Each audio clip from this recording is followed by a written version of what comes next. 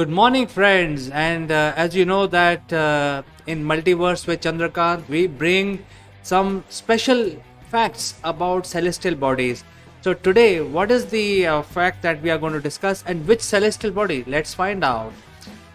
This is about a star called CN Leo or Leonis, or also known as Gliese 406, also known as Wolf 406. It has many names. So, what is so special about this star? One thing before we start and hop into our imaginary spaceship, that this is a close by star, very close to our sun, our Earth.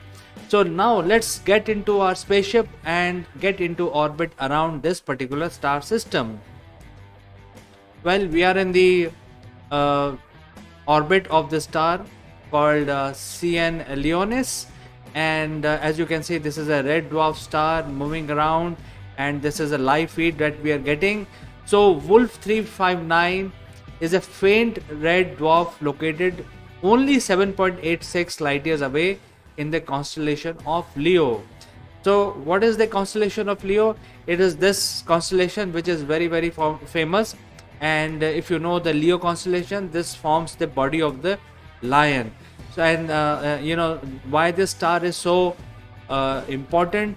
Because for people who believe in astrology, this constellation depicts their future and predictions about them. So therefore, Wolf 359 or CN Leonis or CN Leo has been known to mankind for very long time, and this has been used to carry out various astrological predictions by various people. For those who believe in this method of finding out the future. So the next fact is that it's a very small star, and it is only 0.09% of the sun's mass. It is the lowest mass star that can exist. Anything lower will become a brown dwarf.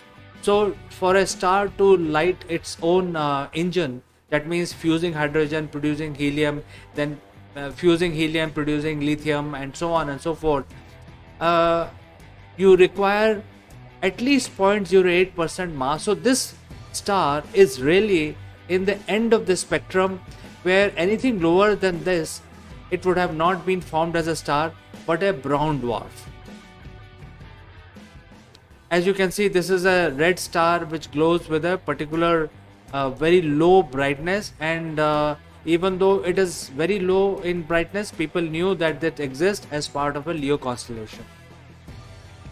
Now, this is a red dwarf, and due to its small size, the helium which is generated in the core of the star is transported to the surface by a mass movement of plasma. So there is a huge convection current which keeps flowing in the star. As you can see, as in this picture, the entire star is basically getting the heat distribution across, and in order to create a future thermonuclear reaction in the star, the helium is not available. I mean, the helium required to create higher element is not available. So because of that, the star has a very long shelf life. It lasts for forever, and since this is a smaller star, it will have more life. And how much more life? Estimate is about 8 trillion years. 8 trillion years is a lot of time. I mean, this star will continue as a main red dwarf star for 8 trillion years. As you know, friends, the universe itself is only 13.4 billion years. So CN Leo star has a long way to go, and it's all happening because of the convection current which keeps flowing around in the heart of the star, and also throughout the star the helium keep distributing.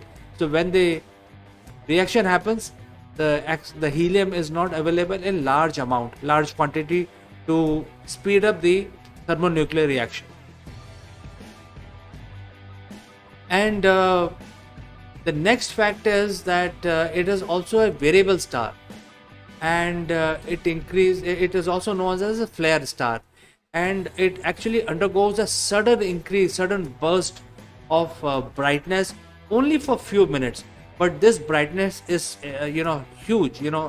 It emits radiation in all kinds of spectrums, and because of this, even if there are planets, all the life, and if there is a chance of any life existing on this planet, whenever this kind of star flares, it will fry all the planets, everything in that solar system.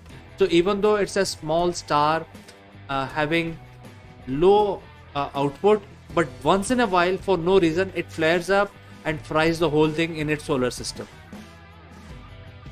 Well, talking about the planets, so far we have found two planets, and they were discovered recently in 2019. And these planets are rocky planets. They are way, out in the solar system, and they do not get too much heat. First of all, the star is a very low intensity star, and it does not emit too much heat. And at the same time, these two planets that we have discovered so far are very far off from the star, so they are almost like a frozen. So even if there is something like an atmosphere or water, it would have been frozen solid rock.